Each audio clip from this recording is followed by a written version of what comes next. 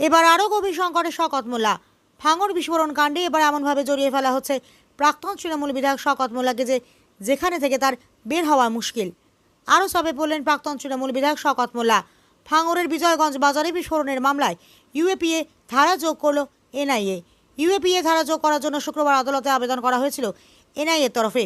আদালত আবেদন মঞ্জুর করেছে। এনআইএর বক্তব্য, নির্বাচনের আগে অশান্তি ছড়াতে বোমা তৈরি ও বিস্ফোরণের ঘটনায় এমন কিছু তথ্য তদন্তে উঠে এসেছে যে কারণে ইউএপিএ ধারা যোগ করা জরুরি ছিল। এনআইএ তরফে বিশেষ সরকারি কৌশলী Debashis Mallick Chowdhury put up petition দেন। তিনি জানান, ইউএপিএ 16 ও 18 ধারা প্রয়োগের জন্য আবেদন করা হয়েছে। উল্লেখ্য, চলতি বছরে ভাঙড় বিস্ফোরণের ঘটনা ঘটে।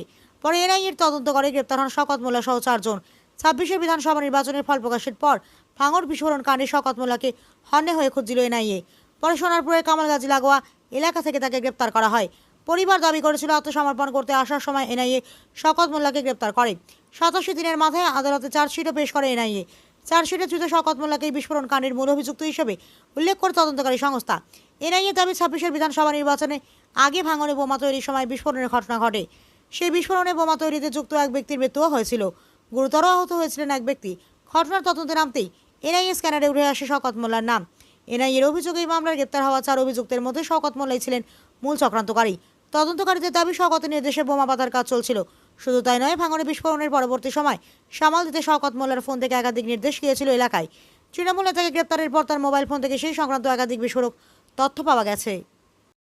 নিউজ ইউনাইটেড ইন্ডিয়া, খবর হবে শিরদাঁড়া সোজা রেখে।